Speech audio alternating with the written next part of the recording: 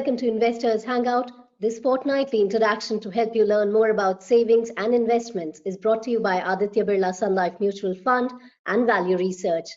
With me today is Dhirendra Kumar, CEO Value Research, and KS Rao, Head of Investor Education and Distribution Development at Aditya Birla Sun Life AMC.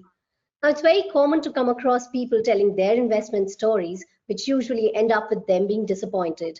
Many people fail to achieve what they had thought of from their investments at the time of putting their money away. Mr. Rao, considering your background, I'd like to ask you first, why do you think this happens? Thanks, Ruchira, for having me here. Indeed, it's a great opportunity to be with Dhiren once again at the Hangouts. Yeah, it's indeed a right question to ask when we are talking about financial well-being. And it's like the first thing I look at is lack of financial awareness or financial understanding. Then comes to not understanding the investments and not understanding the product before investing. Of course, not understanding where the money is being invested by these products in turn. And these are all exactly not understanding rightly associated with risk. And some of them taking too much of risk, or they are not taking it risk at all, or they are taking the wrong risk. And times like this, people would like to jump into the past returns and look at taking their investment decisions based on the past investment returns. It's all leading to not having a clear investment goals. Of course, not having a proper financial planning. It is like choosing the wrong product and matching it matching with the wrong time horizon, and that's where it is leading them to get disappointed and failing to diversify or over diversification, or taking these investments or disinvestment decisions too quickly, which I have seen over last 6 months, people redeeming at wrong time and entering at a wrong time. And probably it could be a quick information overload, and it could be a fear, or it could be a greed, it could be a FOMO, and it could be a panic selling, all this leading to the disappointment for their investments, and they feel disappointed. That's right. Lack of financial awareness, I'm sure, is one of the biggest contributors. Dhirendra, what's your view on this? I completely agree with Mr. Rao. These are all the problems. But, primarily it is a matter of, investors not asking a basic question. What is the risk? What is the return? And what is the liquidity? And, this has to be asked with examples. That if I put my 1 lakh rupee, what will happen? If I put my, will there be liquidity? Will it be able to beat inflation? How bad it can get? So it amounts to asking just 4 questions about any investment. What do I get in return of putting my money here? Investors, everybody, and the reason behind this is that most people think that this is too sophisticated. Everybody understands complex things. They think that, they need an expert to help them with this. And most people are actually selling it. So investors have to really understand the basics. They have to understand that whether they're investing in fixed income, all kind of fixed income, they come with different composition of the different measure of risk and return. When you put your money in post office recurring deposit or post office deposit, it's different. You get some return and you have absolute safety. Likewise, when you invest in a bond fund, it's different. When you put your money in a bank deposit, you get the guaranteed return, and it's the safety is different, and the returns are also lower. So understanding the mix of risk, return, and liquidity, and add to it the tax benefit, if any. So when people, and these 4 things actually, these are the underlying component of any investment, and people's inability to ask sharp questions on this. If they start asking this question, things will get resolved. All right, so now we broadly know why this happens, but Dhirendra, if you can please give some tips or strategy on what should the investors be doing to avoid such disappointments? Learn a little bit yourself, because there can't be, every investor has, he will have the best understanding of his financial situation and also his requirement. If I'm an investor, then I know that, when I plan to retire, or when I'm going to retire, if I'm in a job which has a specified retirement age, then I know that, when my child gets into college, when I'm likely to require the money, when I plan to buy my house, these are broader things for which we save. And when I'm likely to retire, will I be getting a pension? Will I actually, do I have to really fend for myself in terms of making my investment in a manner that the day I retire, I should have enough pension out of my investments or accumulated investment?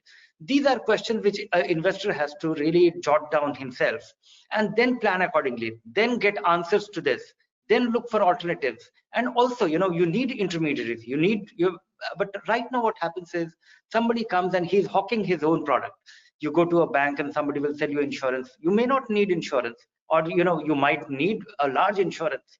I don't know which is the most appropriate thing. So asking the basic question, and that will be really handy, and it will really save investors from disappointment. Mr. Rao, would you like to add something to this? I'm fully with what Dhiren said. Probably I look at financial literacy or financial education is a precursor for anyone to take right investment decisions. I think right awareness will lead us to take informed investment decisions. And all that we need to do is, it's going to be an ongoing journey. It is always said the past performance is not indicative of future results, but we always need to, we can't predict the future, but we need to prepare for it. To prepare for it, we always need to know something, what is happening. People know this is the time, you have everything available, the digital content, probably we are the hangouts which we do every time. People can always look at to develop their continuous education. It is one need to work on learning more and more. And before investing, one need to do the homework. I think it's their hard-earned money. They need to do homework and what they need. And end of it, right question is, you need to ask why you are investing. It is like I was reading this book called Psychology of Money with Morgan Housel, and what he says is it is like doing well with your finances is little less to do with how smart you are, but how well you behave. It's that's what I would like to add. But thanks for being here again. And it's more so, this is a week we are all celebrating World Investors Week, and financial well-being is a theme, and this can't be a better time than this. That's right. Now, time now to move on to viewers' questions. The first one comes in from Shanmugam V, who says banks have already reduced the interest rates on fixed deposits, and nowadays most advisors are saying that debt funds are also risky. So where should one invest for the fixed income part of the portfolio? Yes, fixed income funds faced a crisis, and faced a crisis of an unprecedented kind in the month of March. And some accidents did happen in fixed income funds. 6 Franklin funds actually faced a debacle in terms of they had to be shut down, and they are due for winding up, and now the legal process is on. And investors are very scared because of that example. That apart, the economics cycle we are at, or the scare. So the month of March was a time when we got an unprecedented combination of events which scared investors and scared the markets, and particularly fixed income. So I would say that we are faced with this risk, and but there is still investors need to optimize their rate of fixed income return. That doesn't mean that one should be embracing risk, or they should be inviting risk, but carefully one can invest in different kind of fixed income fund where there isn't much risk, or the risk is measured. If you're a long-term fixed income investor, you need a certain kind of fixed income fund. If you're a short-term fixed income investor, yeah, of course you need a very different kind of fund. One has to make sure one has to make your own rules, and be little careful in investing. That itself will save you from all the risk. I don't think there is a reason. Of course, an accident did happen. It has scared investors. It has scared advisors. But you don't stop traveling in aeroplanes because that there was an accident. You have to get going. So that is one way of looking at it. The other way of looking at it is fixed income. If you I would like to give a tip here, that when investing in fixed income fund, never choose the best performing fund over a recent time period, because the best performing fund is hiding some risk which it has taken, which other funds have not. Now, Mr. Rao, the next question has been sent in by BR Mala, who wants to start an SIP in a mutual fund scheme, but considering that the markets are peaking right now, he wants to know if it's the right time. Yeah, I think I congratulate Mala for taking a decision to start SIP in mutual funds. And SIP, the whole purpose of SIP is, it's like we call it the rupee cost averaging. whether it's a markets are peak or markets are low. SIP gives a mode for you to invest regularly so that you automate your savings and you can never get the markets right. We can't predict how the market can go up or go down. And SIP is the best way to analyze, and SIP is the best route to participate in the market. I personally feel it's never look at markets while you are giving money to the SIP, and during the great times like this, you may get lesser units. I mean, when the markets are down, you get more units. That's where you get a rupee cost averaging. I think never time the market timing for the SIP. Start investing as early as you can. All right. Anand Kikani wants suggestions on whether to invest in IT or pharma funds. Also, should he choose the lump sum mode or the SIP route? Yeah, I think Mr. Anand, when you want to invest in pharma or IT, these are the sectorial funds associated with specific risks. If you are understanding for the time period you are investing and you understand the markets well, definitely you can come to these thematic funds. And if you want to invest, again, the choice is with you. If you predict, you want to invest for a one time, you can always invest. And SIP is always a better route to invest to get it things right. But it's if you are looking at timing the market and taking the benefit out of it, it's your investment decision. You can use the lump sum too. And Dhiren can add something on this. I invite Dhiren to look at. Yes, we have very clear views on when to invest in a sector fund and when not to. And when you are investing in, we invest in mutual fund to quickly diversify. That is one of the biggest, benefit, convenience and instant diversification. So when you invest in a multi-cap fund, the fund manager is choosing how much he wants to allocate to IT, how much he should be investing in pharma, and how much he should not be investing, or which is the inappropriate time to be investing in these. He will be out of when he will invest and when he will not.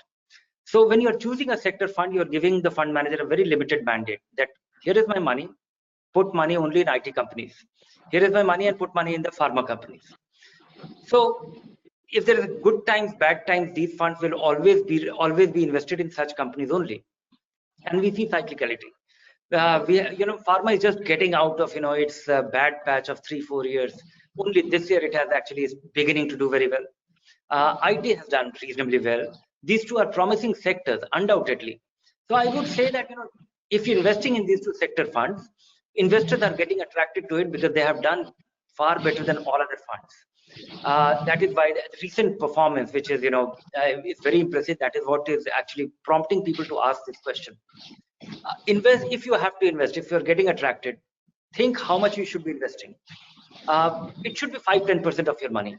It should not be a substantial part of your money, and it should be SIP only. When investing in equity, SIP is the only way, or some regular, periodicity, not investing at one go.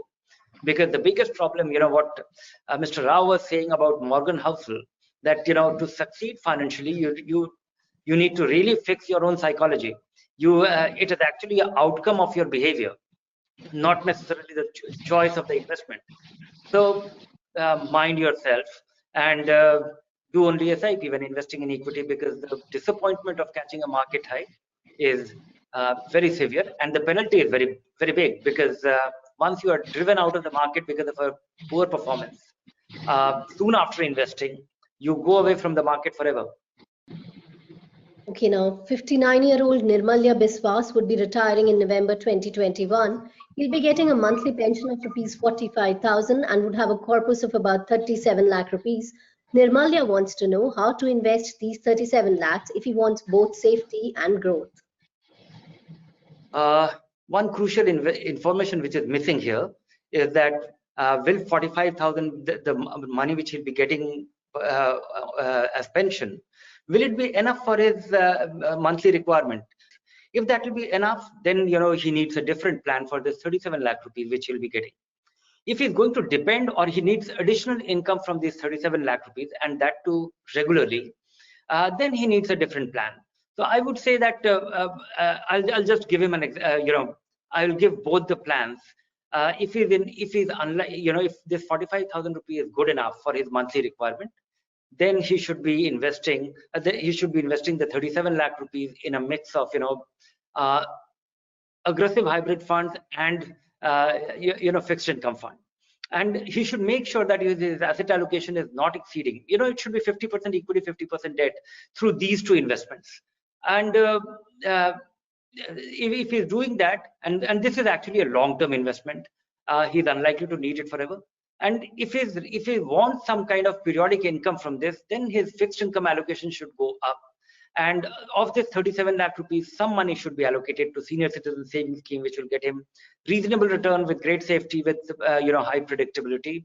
Maybe and then additionally, but that I think will take about maximum investment which is possible in that. With highest safety is only 15 lakh rupees. But I think that will be good enough to support his income, any additional income, and rest of the money should be in aggressive hybrid funds only. Hope you've got your answer, Nirmalya. Next question has come in from Satish, who's been investing in multi-cap funds for the last 5 years via SIP. His goal is roughly 10 years away from now. Since the markets have gone up, he wants to know if this is the time to redeem them, book profits, and put the money in bank deposits. I don't know. And it's very difficult to know. So that is why you should do one thing. You should decide on an asset allocation for yourself, that you are going to be, 1/3 of your money should be in fixed income, or half of your money should be in fixed income, or 2/3 of your money should be in fixed income. And I think this asset allocation will depend on how close you get to your goals. So because you are very far off from your goal, I would say that, put 1/3 of your money in fixed income. So take a part of the growth gains, whatever be the value, take 1/3 of it. Maybe after 5-7 years, make it 50-50. And as you get closer to your goal, as you get, 8 years from now, when you'll be 2 years away from needing the whole money, have 75% into fixed income. So that way you will be able to de-risk yourself. And I think, these 10 years is a long period. Putting the money in fixed income will deprive you of, I visualize that, I think that there will be 2 market cycles and you'll be completely deprived of that. Adi Pratima Oja wants to know the procedure to invest in index funds, and also how to decide when to invest and in what way for getting maximum benefit. You invest in an index fund like any ordinary mutual fund. Yes, investing in index ETF is a different story altogether. You go to a stockbroker, open a bank account, open your brokerage account, and a demat account, as well as and then you buy it in the market. Buying an index ETF is like buying a stock, buying a share. So it is not as it's not like mutual fund that end of the day NAV you are allotted for the amount that you have invested. And one thing which you should be careful about is the index fund NAV is different. The market price of index fund index ETF could be different from its NAV, and there could be a small premium or small discount, and all that you have is previous day's reference or the current index level. So you can use it as a reference and make sure that you are not paying a substantial premium. You can't buy index fund at a higher price than the index itself. Now, Mr. Rao, Amrit S asked, where should he invest a bulk amount for 1 year to get good returns in the current scenario? Yeah, Mr. Amrit, there are 2 things to ask. One is, what do you mean by the good returns? And it's a very short period of 1 year. I believe when you are asking about 1 year returns, comparable instrument available in the market where you can get a decent returns. And when you are investing money for 1 year, I personally feel, you can't take much of risk, and it has to be at the safe bet. And you need to come to your fixed income side, and more so it's a low duration funds or liquid funds as a choice available to you. And but don't expect too much of returns. It's may over around your bank deposit rate with little more or little less around. Dhiren, anything further you want to add on this? No, not really. 1 year time frame, he has very limited choice. But I would say that there is one more dimension which one should look at. Many people think that their money should be in the process of asking this question. This might be a long-term money, but he wants to make sure that he is seeking an advice on a year-on-year basis, so that his investment is doing well. Just figure out that is it a long-term money? Do you necessarily need? Do you definitely need this money after 1 year? And is it a negotiable goal? There are negotiable goals. You want to buy your house, and you want to buy your house in 2 to 3 years' time. but you want to do something for which you need the money in December 2021, and that is a non-negotiable thing. Or your child getting into a college and you are accumulating. So non-negotiability of a goal, then it should be in fixed income only. If it is for a negotiable goal, then take little chances. If it is a sizable amount, maybe put 10% of your money in equity and 90% in fixed income. Assuming that equity will be very disappointing, then only 10% of your money will actually become, will lose 20%, and rest of the equity will be able to take care of it. Or if you want to do it through a mutual fund, there are funds, equity saving fund, of course they are slightly higher, but look for fund which is small allocation to equity, and that will also provide you a simple way of getting little more, or meaningfully more than a bank deposit. Okay, today's last question has been sent by Srinivasan Sheshadri, who wants to know how should he evaluate his mutual fund investments and how often should he evaluate them for taking necessary actions? I think it is evaluating a mutual fund is exactly same as how do you go about choosing a mutual fund. So has the fund been consistent with its performance? Is the fund manager still around? And if these are the two reasons for which we choose a fund, and if these two reasons are broken to some extent in some manner, then you should consider selling it. And consistent performance, meaning the fund is doing better than its peers, better than its benchmark. And if it has consistently done well, that is why you made that investment. And if it has stopped doing that, and for a longer period, I would say that 2-3 years time period, then you should consider selling that investment. Well, that's it for now. Do keep sending us your questions and keep watching this space for more information. Bye for now.